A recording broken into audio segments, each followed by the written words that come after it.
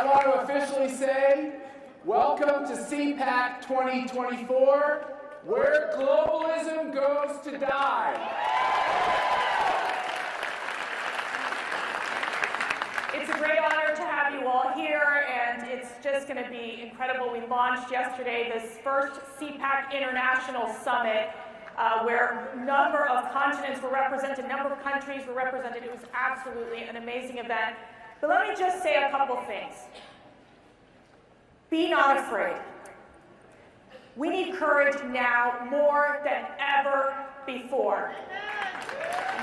The left is trying to stop us, full force, using the leftist media, the propaganda machine, using legal remedies to try to take us down. They want you to feel isolated, and we will not.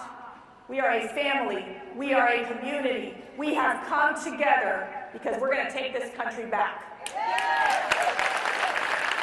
I want to say, while you're here, you're instruments. You are instruments. God has put you here right now at this time to do this great work that needs to be done, to make sure that we stop this leftist agenda and make sure that we focus on building a strong, secure America. Because when America is strong, the world is strong. And remember, communism and the leftists that have penetrated the Democrat Party, they're all about authoritarianism tactics. They are all about oppression. We stand for liberty. We stand for freedoms.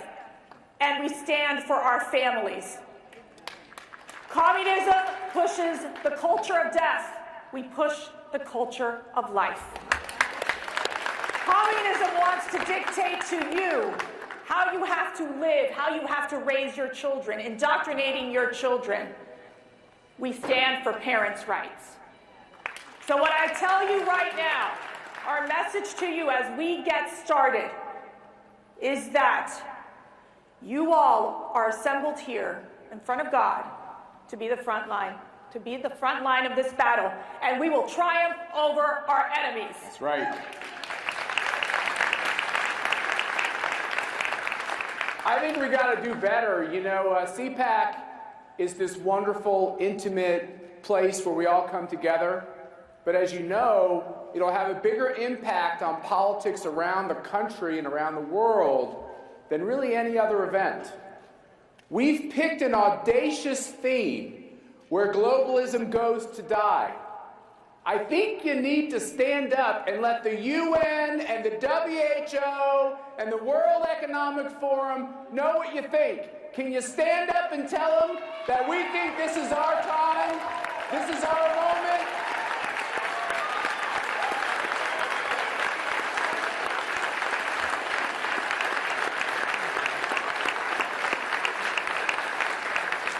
And to the gentleman there who gave that middle finger salute, I think that's just fine. That was good too. And keep standing up. Because there's an important thing going on in our country in which the whole world is watching. And that is, there is a unique American who is being persecuted, who is being tortured, who is the victim of the democratic policies based on the world's worst dictators, whether it be Putin or whether it be Xi.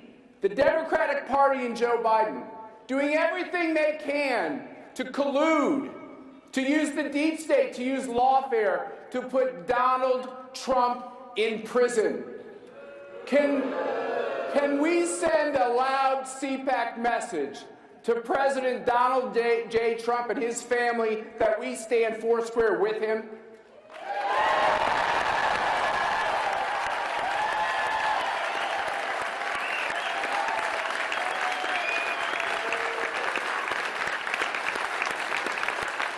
And finally, we did two things at this CPAC that are special and unique.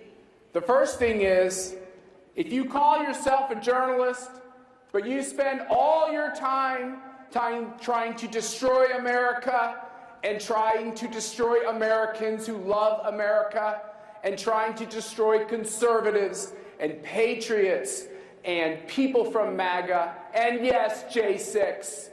If that's what you do, we don't want you here. You can buy a ticket and just act like any other normal citizen. And number two, we got together 20 countries yesterday in our first international summit. And the first time in our 50-plus year history, we passed 3 important resolutions that all these countries and our entire board of directors agreed with. Number one, we're calling out the election interference of Joe Biden, calling it criminal, and calling on the authorities to stop it. Number two, we're calling out the WHO and their attempt to take our national sovereignty, to take away our belief that the individual can govern him or herself. And we're calling on the people of the world who love freedom and those nations who have elected governments who love freedom to pull out of the WHO, to defund the WHO, and to make it stop.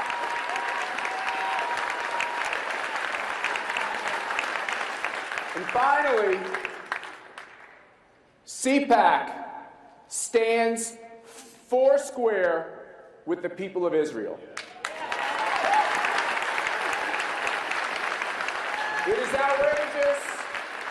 It is outrageous that too many people in the media, the Democratic Party and Joe Biden are trying to pull us in to a war in Europe. No talk of peace deals, no talk of sitting down and resolving age-old conflicts. But at the same time, they demand the people of Israel put up a white flag, make peace with the terrorists who are trying to destroy them. We will not put up with that, and CPAC around the world stands with Israel, and we will continue to call out the terrorists who mean to destroy them.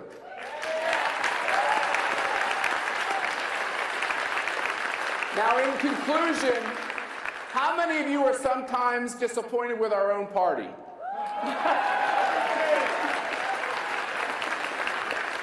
I have to tell you, after doing all these international summits and CPACs, we're not alone.